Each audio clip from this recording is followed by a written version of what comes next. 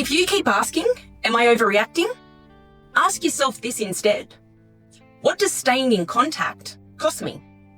Because if the price is your sleep, your peace, your mental health, what are you actually protecting by staying? This video isn't here to hand you a verdict on whether you should go no contact. No one can answer that for you. What I can do is help you set a standard for what you will and won't live with, and help you recognize when someone keeps stepping over it. Usually, no contact is where you end up, not where you begin. No contact isn't usually the first choice. It's what people decide to do after they've tried to make basic respect work, and it still doesn't. I've been no contact with family members in my own life. I still am. One situation was escalation. No matter what I tried, it kept escalating. I tried talking, distance, clear boundaries. It didn't matter. It got worse. So I stepped away because there wasn't any other options left. Another was the slow realization that this is who that person is. Their behavior wasn't just aimed at me, but other family members as well. Nothing I tried led to any real change, and the only person paying for it was me. So I chose to step back for my own mental health. No contact isn't the goal. It's the price some people pay for peace. All right, in plain English, no contact means I'm not available for this relationship anymore. It doesn't mean you hate them. It doesn't mean you're punishing them. It's not a tactic or a trend, even though that's probably what you'll be accused of. It's not a statement. It's you saying, I'm done paying for this. And yeah, some people can do limited contact instead. Short, structured, practical. That works in some situations. If you're stuck in that am I overreacting loop, it comes with a whole routine. You write the message, delete it, rewrite it 10 times. You ask friends to read it because you don't trust your own judgment. You replay the conversation like you're building a case file. And your stomach drops the moment their name comes up. That's not you being dramatic. That's you trying to stay out of trouble. Now here's where people really torture themselves. They ask, are they bad enough? Bad enough for what? Bad enough for you to be allowed to step back? And I get why people ask that. When you've grown up in a family where you're trained to explain yourself, you start looking for an official threshold, a line in the sand, something that makes it feel legitimate. But no one can draw that line for you. You have to set your standards, what you will and won't put up with, what you will tolerate once, and what you will not tolerate twice. And then you honour it. If their behaviour doesn't fall within those boundaries, you've answered the question yourself. If you're listening to this and thinking, yep, this is a scapegoat setup, I've got a free field guide called the 10 Scapegoat Rules. It's not a feel better thing, it's just the rules written out in plain language, so you can spot the pattern faster. The link's in the description box below. Now, phone guilt and message guilt. This is a big one. A lot of people feel guilty for not answering calls or replying, but they've never actually set a clear rule for contact. So ask yourself, have you told them what works for you? Have you said something like, I'm not doing phone calls. If you need to reach me, text or email. If you haven't, say it. And if you do say it and they ignore it anyway, that's them deciding your preference doesn't matter. And again, you've got your answer.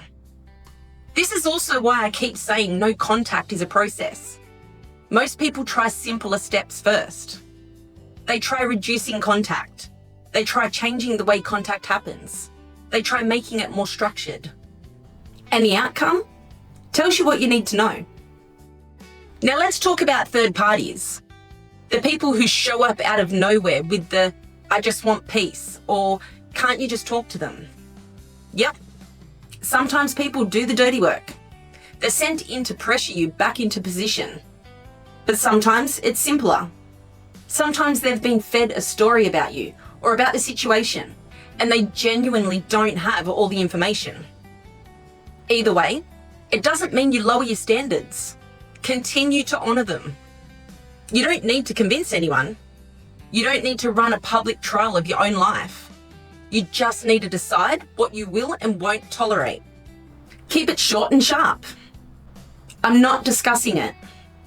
I'm taking some time away. If you keep passing messages on, I'll have to distance myself from you too.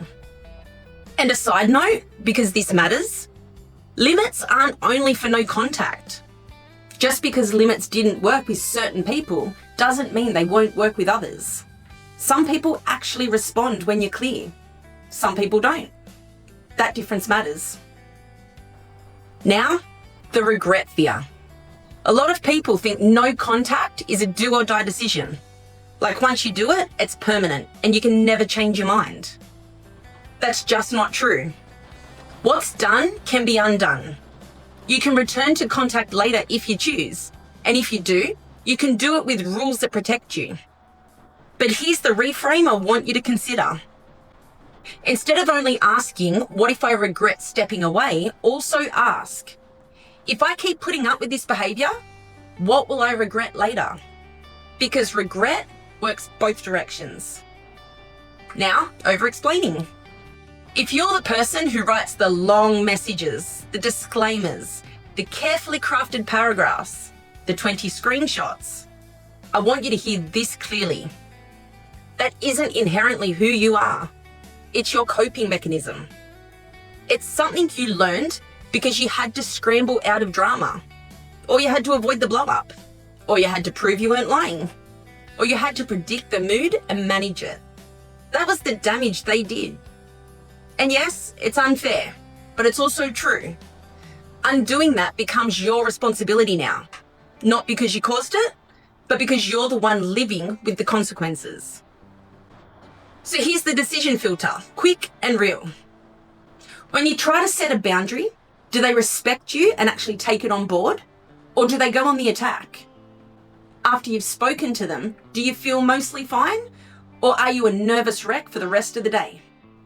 When you're clear and direct, does it calm things down? Or does shit hit the fan?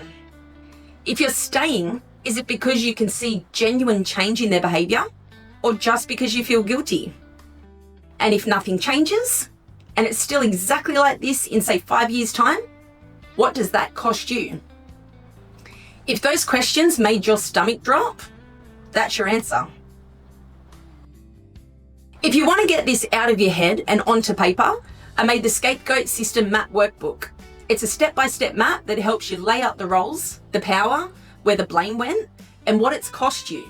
So you're not arguing with yourself every time you need to make a decision. The link's below. If you choose no contact, keep it practical. Don't make it a big statement. Decide what it means. No calls, no texts, no turning up, no messages through other people, no access through socials. Be specific, because vague rules create loopholes. Heads up, the hardest days are usually the important dates. Birthdays, Mother's Day, Christmas. That's when people start pushing, because they want the family photo version, not the real version. Have your lines ready. Keep them boring. I'm not coming. I'm not discussing it. I hope you have a good day. Then just stop replying.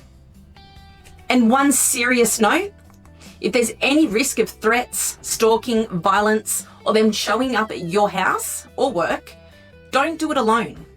Reach out to someone for support and make a safety plan. So if you're sitting there asking, am I overreacting?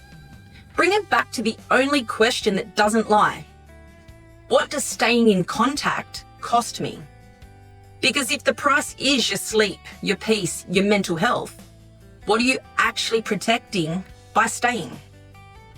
If you want to comment, don't feel like you have to give me your whole life story. Just write the sentence that plays in your head, the one that makes you doubt yourself. Because I guarantee you, other people are hearing the exact same line.